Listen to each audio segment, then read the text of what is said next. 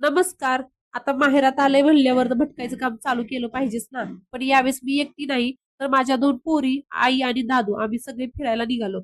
फिरायला म्हणजे राधाला भेटण्यासाठी. आता ही राधा कोण आहे चला मी तुम्हाला दाखवते. राधा म्हणजे आमच्या आईची म्हैस हो. आईचा जर सगळ्यात जास्त जीव कोणावर असेल तर ते म्हणजे राधावर.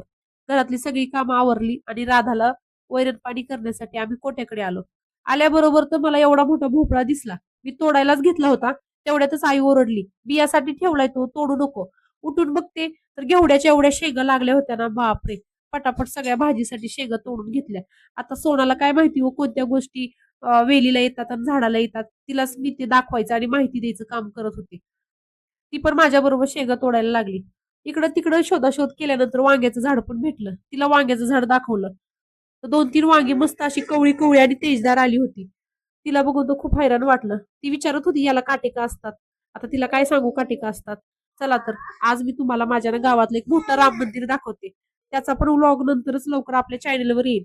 तुम्हाला हे राम मंदिर आवडलं असलं माझा व्हिडिओ आवडला असेल लाईक आणि सबस्क्राईब करा. धन्यवाद.